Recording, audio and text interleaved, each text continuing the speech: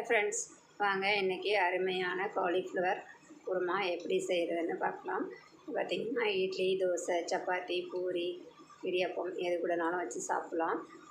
நல்லா டேஸ்ட்டாக இருக்கும்.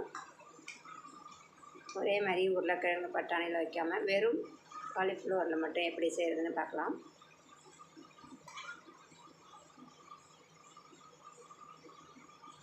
வாங்க இது எப்படி செய்கிறதுன்னு நம்ம வீடியோக்குள்ளே போய் பார்க்கலாம்.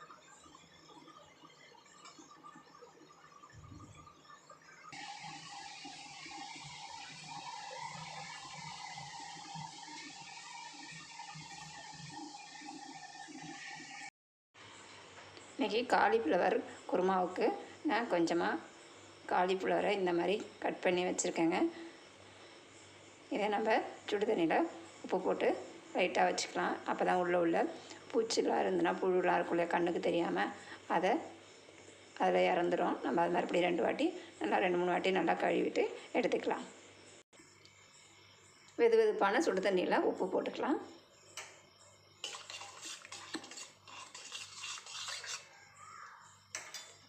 நம்ம கட் பண்ணி வச்சுருக்க காலிஃப்ளவரை இதில் சேர்த்துக்கலாம். இதை மூடி போட்டு ஒரு வாரமாக வச்சிடலாம்.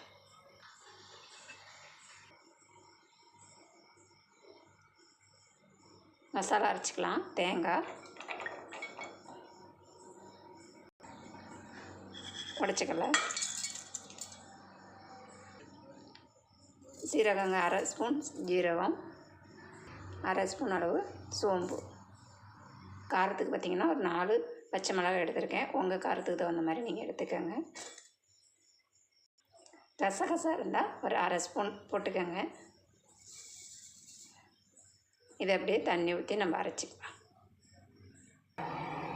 எண்ணெய் காஞ்சிருச்சு. மசாலா பொருட்கள் சேர்த்துக்கலாம். பட்டை, லவங்கம், கிராம்பு, ஏலக்காய் எல்லாம் சேர்த்துக்கலாம். கட் பண்ணி வச்சுருக்க வெங்காயம் சேர்த்துக்கலாம்.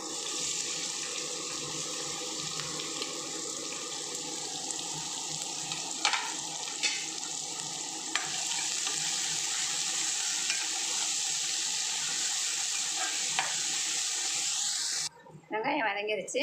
நம்ம இஞ்சி பூண்டை நான் தட்டி வச்சுருக்கேன், இதை சேர்த்துக்கலாம். உங்கள்கிட்ட பேஸ்ட்டாக இருந்தால் கூட நீங்கள் சேர்த்துக்கோங்க.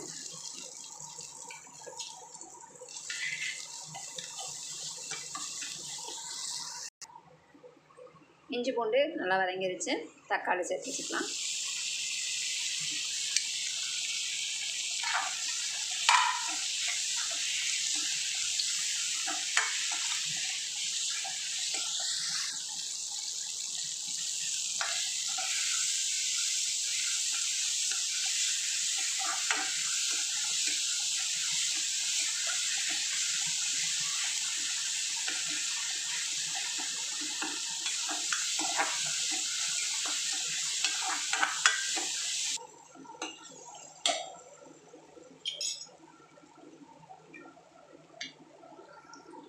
தக்காளி நல்லா வதங்கிருச்சு. நம்ம சுடு தண்ணியில் போட்டு வச்சுருந்த பூவை நல்லா பச்சை தண்ணியில் நல்லா கழுவிட்டு எடுத்துக்கலாம்.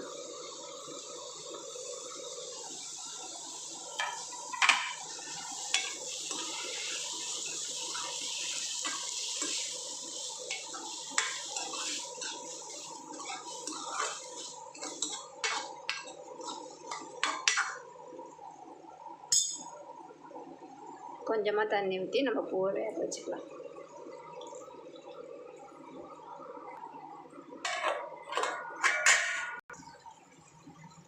அதாங்க பூ வெந்துருச்சு. ஒரு நிமிஷம் இருந்தால் போதும். நம்ம ஏற்கனவே சுடு தண்ணியில் போட்டு எடுத்த பூ தான் இல்லையா, அதனால் போதும். இப்போ நம்ம அரைச்சி வச்சுருந்த மசாலாவை சேர்த்துக்கலாம். தேங்காய், பச்சை மிளகாய், ஜீரகம், கசகசா எல்லாம்.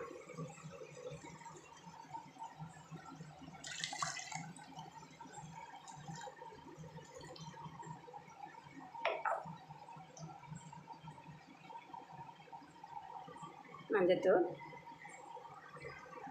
கரம் மசாலா ஒரு 1/4 ஸ்பூன் போட்டுக்கலாங்க, ரொம்ப போடக்கூடாது.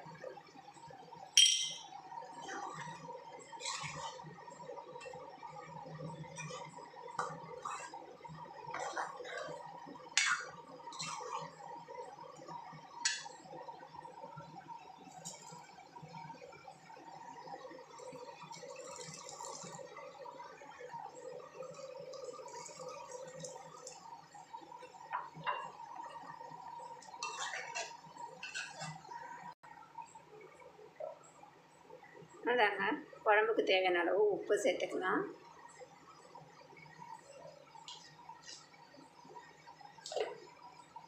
நல்லா கலந்து விட்டுட்டு மூடி போட்டு 2 நிமிஷம் நல்லா கொதிக்க விட்டு இறக்குனோம்னா அருமையான காலிஃப்ளவர் குருமா ரெடி ஆகிடும்.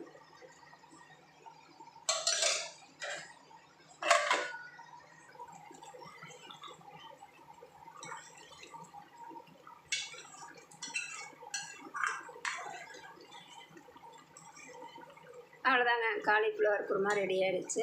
மேலே கொத்தமல்லி தூவி இறக்கணும்னா அருமையான குருமா ரெடி ஆகிடும். இதை பார்த்திங்கன்னா சாதம், சப்பாத்தி, இட்லி, தோசை, இடியாப்பம் இது கூடனாலும் வச்சு சாப்பிட்லாம். அருமையாக இருக்கும்.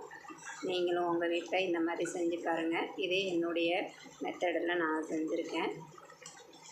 வீடியோ பிடிச்சிருந்தா லைக் பண்ணுங்கள், ஷேர் பண்ணுங்கள், கமெண்ட் பண்ணுங்கள், மறக்காமல் சப்ஸ்கிரைப் பண்ணுங்கள். இன்னொரு வீடியோவில் சந்திப்போம். டாட்டா பாய்.